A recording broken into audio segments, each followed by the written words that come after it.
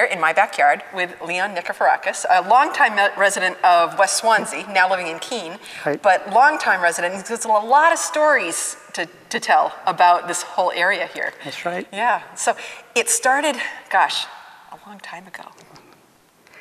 Yeah, my parents came to this country in 1914, and they were sponsored by the Greek Orthodox Church in Lowell. Right, yeah. And they came to, they settled in Marlborough, New Hampshire. Yeah. What did they do in Marlborough? And my dad worked in a mill. He made horse blankets for the military, for the army, and whoever needed them.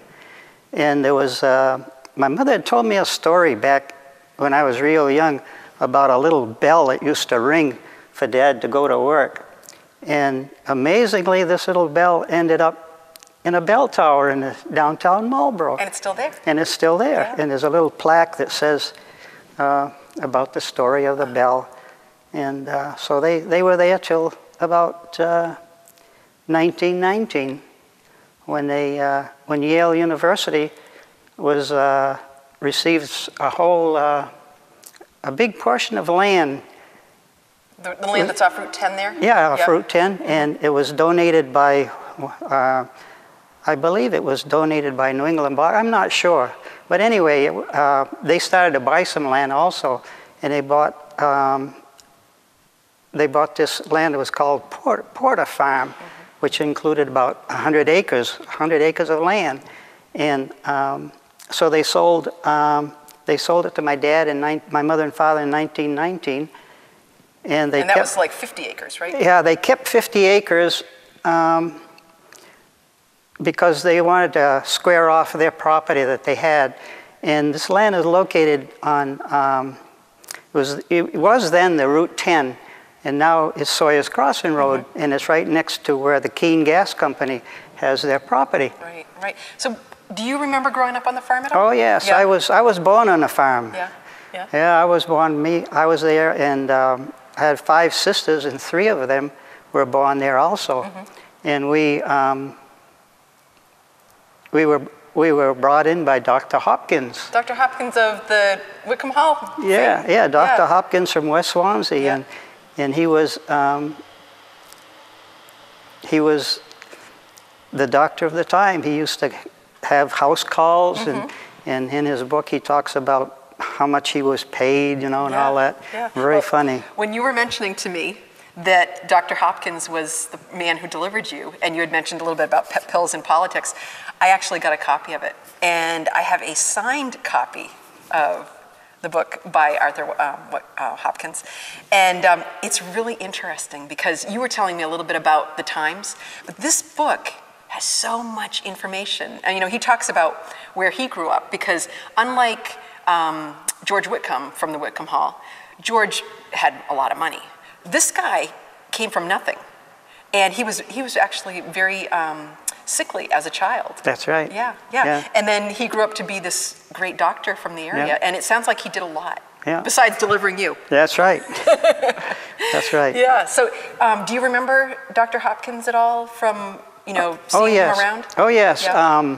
One time when I was real young, maybe in the 2nd or 3rd grade, I was at school and I punctured my hand. With what? With a pencil, and the lead was in my hand. So I went to see Dr. Hopkins, and by then he was kind of shaky when he was pulling the lead out. Right. And he says, "Where did this happen?" And I said, "It happened in school." He says, "Okay, the school will pay for it." So I think it was maybe 50-cent charge or something like that. Yeah. And then of course Dr. Hopkins,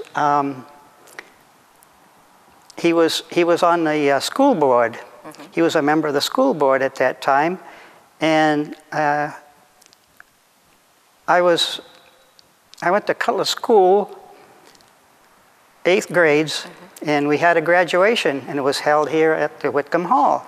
And Dr. Hopkins gave out the diplomas, and I believe that was the last time that he was able to do that, because in 1948 he was getting a little bit elderly, and that was the end of his tour. Right. It sounds like if he was shaking a little bit, maybe he had Yeah. Parkinson's or something, Yeah. and but that, well, he was in his early 70s then. Yeah. Yeah. Yeah. So he had a big part of helping out with Whitcomb Hall, which is the building that we're in today. That's right. Right. And between George and Dr. Hopkins and the community, they were all able to help build this building. That's right. Now, one of the things that I remember you mentioning is that you used to have dances here and dance lessons. That's right. I believe I must have been in maybe the 5th grade when there was a dance instructor that came up, a teacher came up from Massachusetts, and she had brought a piano player. Oh. And that piano is still on the stage at this day, yeah. And there was a large number of students here taking dancing lessons. And, did you take dance lessons? well, I did, but you'd never know it today. But anyway, it was, we had dancing lessons there. And also, the hall was used for minstrel shows. And the drum corps, the West Swansea Drum and Bugle Corps, we had a minstrel show, and we held it here at Whitcomb Hall. And there was representatives from Winchester came up from the fire department, and they thought that, we put on a good show. So they said, would you put it on in Winchester? And of course, we'd have to change the names of the people because the jokes were according to the local people. Right. And of course, today you could never get away with telling jokes about people like that. Right. They weren't real bad jokes, but they were funny jokes, you know. Right. Well, it was more like vaudeville. Yeah, it was. It was. And the minstrel show, the people were, the whole drum corps was on the stage, and then also the Athletic Association, the West Swansea Athletic Association, had them, was doing them too. I think Vic Patnode was president of the Athletic Association at the time, and he was the master of ceremonies, and he did a marvelous job. And so they were held here at the Whitcomb Hall. Yeah. Now, you said you'd never been upstairs, but there's a balcony here. That's true. Yeah, that's hard to believe in all these years that because you lived right in this neighborhood. Because now you did live on that farm, right? But then your folks moved, right? So what happened then? Well, I was 13 when my dad passed away, and we were living on the farm up to that time. And back then, it was a vegetable farm. My dad used to peddle vegetables wholesale in Keene. And I remember when I was about 5 years old, I used to cry so I could ride with him. And of course, he'd leave early in the morning with his pickup truck, and he would peddle vegetables to the stores around Central Square in Keene. There used to be a lot of small mom and pop stores. And so he sold so many that we couldn't produce enough. So he used to buy vegetables, like if there was a cornfield somewhere, like in Hinsdale or Winchester, that way he would purchase it. And one day we were down in Winchester, no, I think it was in Hinsdale, on the close to the Northfield Road, and there was a Polish fella, and he had a whole field of cucumbers. And of course, I must have been about 8 or 9 years old, you know. And my dad with his Greek accent, and this Polish fellow with his Polish accent. And of course, neither one of them could really speak that good English with their, as far as I could see. So they were counting these cucumbers, and I was figuring, you know, I didn't like the way they were counting them. And so my dad says, "You be quiet," says, "we know what we're doing." So what they would do is they would take 10 cucumbers in each hand, 5 cucumbers in each hand. And so they'd have 10 cucumbers and they'd throw them in a pile. And then the Polish fella, he would throw 10 cucumbers in a pile. And when they got through, they would put 1 cucumber in another pile, so that when they got through, he knew 10 piles would be 100 cucumbers. Oh, I see. And I spoke up and I says, "I can count." They says, "You be quiet. We know what we're doing." So he had a whole truckload of cucumbers, and they knew how many cucumbers were in that truck. So they were pretty smart. Either one of them were.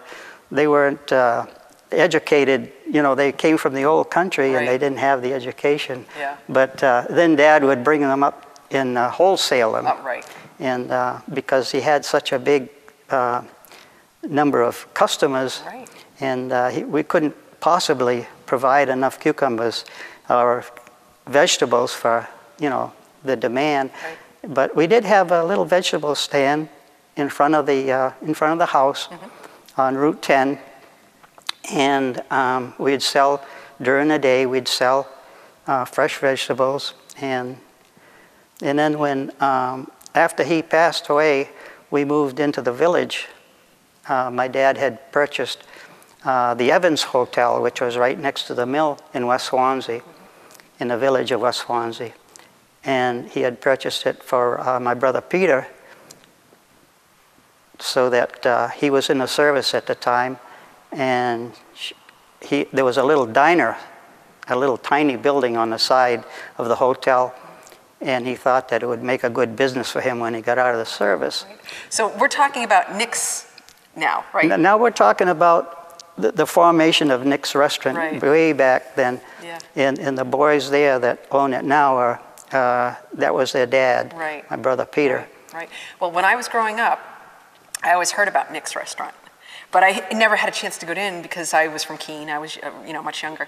But there was a lot of transformation on that restaurant. Back in the early 17 and 1800s, you were telling me that they did wrestling upstairs? Well, the Evans Hotel, it was a big building, and there was the stagecoach used to stop there in the early 1900s, maybe the 1800s probably.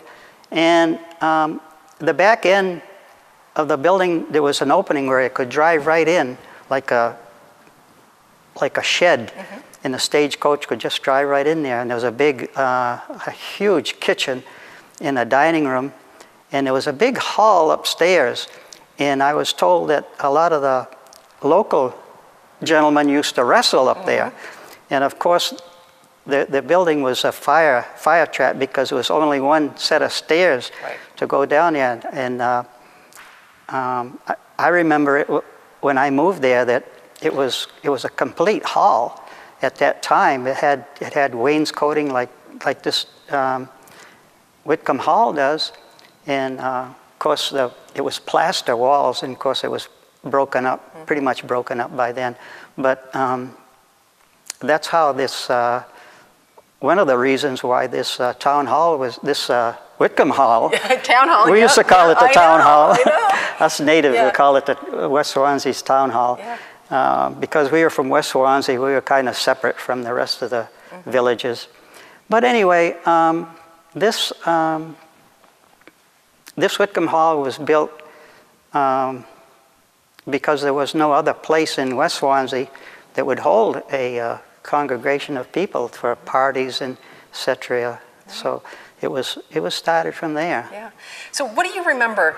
Because you grew up in this little area where you had the mill, you had the railway that was coming through. Actually, you had Whitcomb Hall, you had the churches, you had a Stratton Library probably at that time as well. Yes. Lots of little grocery stores. I think there was a grocery store on the other side of the covered bridge. Yeah. What do you remember? What was your typical day like as a kid? Well, there was. I lived right close to the mill, in the hotel building, and I would walk to Cutler School, and it was so close that I could come home for dinner. And of course, I'd go into the diner, and my brother Pete would have some lunch for me. And I might wash a couple of dishes for him before I left. And so one of the things we had the drum and bugle corps, and we were well known throughout New England because we used to travel all over in parades and competitions. What did you play? I played a baritone horn. The smallest guy had the biggest horn. And I played that off and on for many years, different drum corps. And then we had the mill, the noise from the mill, I remember, was real loud. It was the Athletic Association kept us busy with different games that they had there. They had card games going every night, not gambling games, Right. but regular card Community kind of games. stuff. Yeah, because back then there wasn't television, and but I do remember when they first bought a television, a little black and white set. They put one upstairs, and boy, everybody started to join the club then because there was a television set there. And then they put in some showers, and a lot of homes didn't have a shower. So this was right at Nick's? They No, put the showers, this was at the Athletic Association building. Yeah, and the hotel building, some of it was rented. We called it the Evans. It was known as the Evans Hotel way back then, and my brother had the little diner on the side, and in 1953, when I went into service, he moved the restaurant into the main building, and because it was the dining room was set up, a beautiful restaurant, and part of there was one room on the side that was his bedroom. He just opened it all up and made a big dining room, and the kitchen was just made to be a restaurant, Yeah. And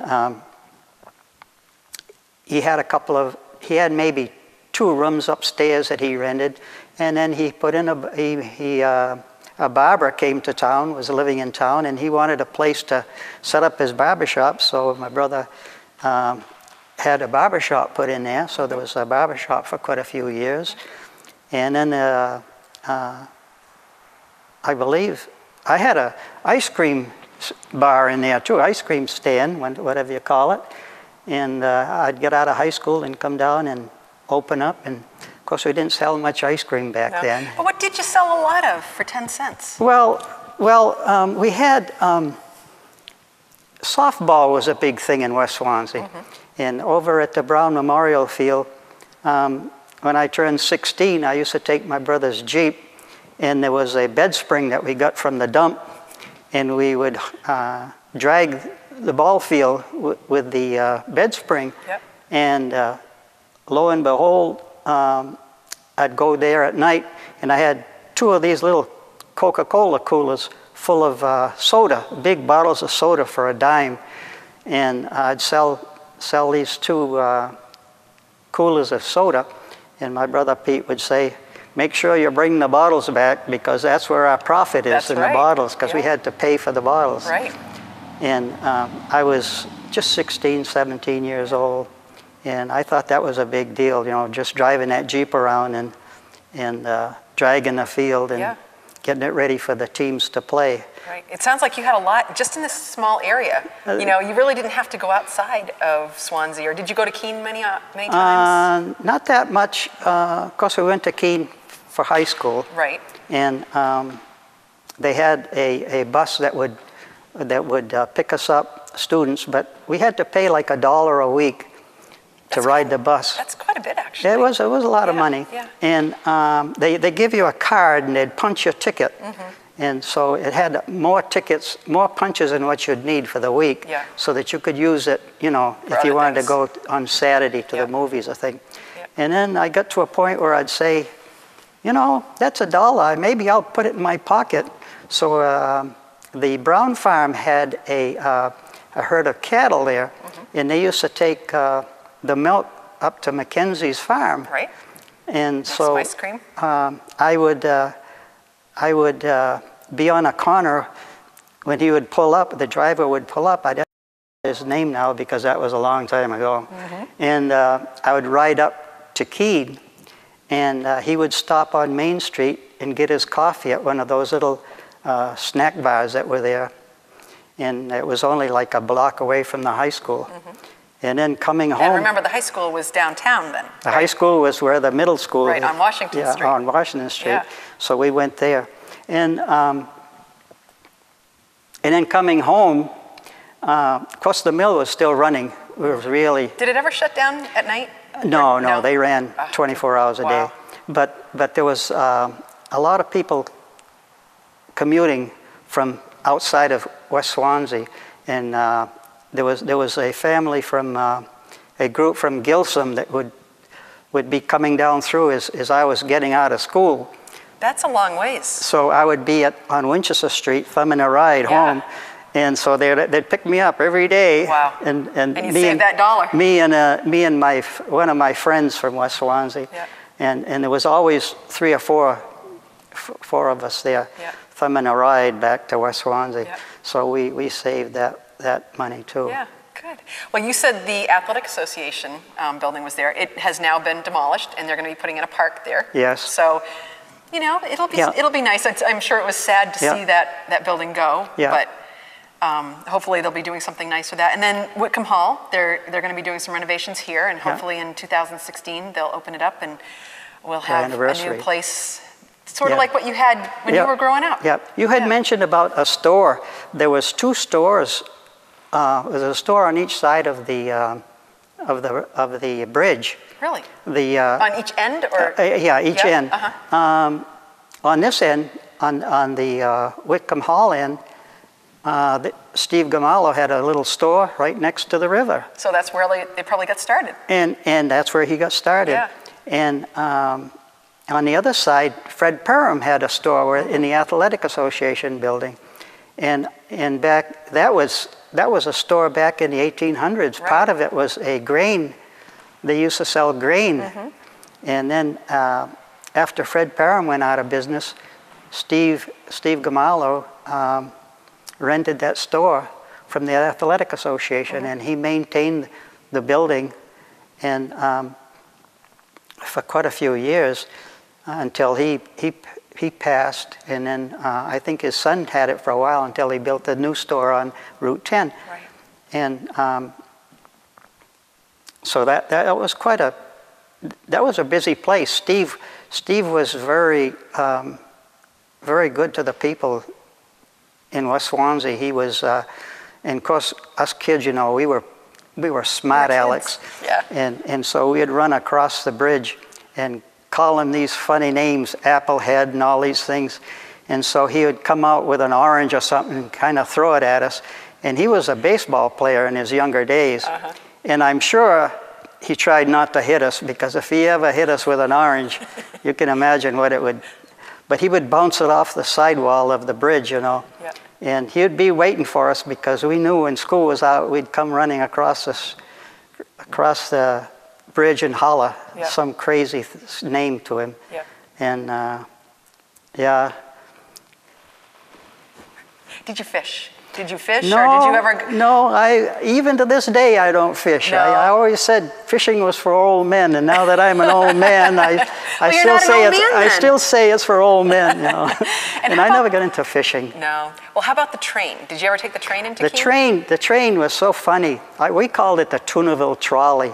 There was one car with an engine. I don't know if it was in the front or the back, but the back they had a place for. They used to bring the mail down from Keene, and we had a what do you call it? A caboose? Or? No. They had a bus, a railroad station over on the other side of this. What one was that one? Is that Jocelyn? No, it was. I can't think of the name of the road. Anyway. Anyway, there was a railroad station there. So 14 years old, a friend of mine and myself, we got on our bicycles and we rode to Keene. And by the time we got to Keene, you know, we got to ride back. So we said, let's see if we can get a ride on the train. So we went to the depot, and they said, sure. For how much? 10 cents, and they put our bikes in the back with the mail, and we rode back to West Swansea on a bike, on a train with our bikes in the back. Yep. And that was real fun. Yeah. But I think I was about 14 years old then. Can you imagine, you know, like, you're like thinking of things that you did when you were younger. Can you imagine the kids doing this stuff today? Yeah. You know, I mean, really, even when I was growing up, we had fun doing all of these kinds of things. And it's just so nice because it is community, and like all your neighbors knew each other. Yeah, that's and true. if you did anything wrong, it would get back to your mom. Yeah. You knew that. Yeah, yeah. One time when I was old enough to know better, there was something going on. It may have been a Grange meeting here at the town hall. And I was maybe 17. And I took my brother's Jeep, but I wasn't alone. I had 2 other accomplices. And there was, behind this Whitcomb Hall, the town had a shed which they stored salt in bags. So we loaded the bag, so we carried them out and stuck them in the front door so that they couldn't open the door. Lo and behold, somebody recognized me. Yeah. And the town constable went to my brother Peter and said, Little Leon. Leon Yeah. was involved. Yeah. You better have him move him back. So Peter came to me and said, Get you your got butt caught. out there. You Yeah. got caught. You take the Jeep and drive it back up to the front steps and Yeah. load that salt back in and put it back in the shed. Yeah. So I did that. Yeah. Well, it could have been a lot worse. Oh, yeah. Well, today we've been at Whitcomb Hall, and I know you've got a lot more stories to tell. But today, our half hour is up. Okay. Yeah. So I'd love to have you come back again. All right. Good. So today we've been in my backyard with Leon Nikiforakis, and we've been at Whitcomb Hall, but we've also taken little trips around West Swansea through all the memories that you have, and I'm really looking forward to hearing more. So if you're interested in more information about In My Backyard, you can email us at inmybackyardch8@gmail.com. We'll get back to you, and who knows? Who knows where this show could go? So thank you again. You're welcome. We'll look forward to Whitcomb Hall being renovated Yep. and reopening in 2016. If you're interested in information about that, you can go on the town website for Swansea and learn about any of the updates for that as well. And Send money. yeah. And hopefully this hall will be renewed, as well as other buildings in the town. So thank you again for joining us. And thank you again, Leanne. And we'll see you again in my backyard.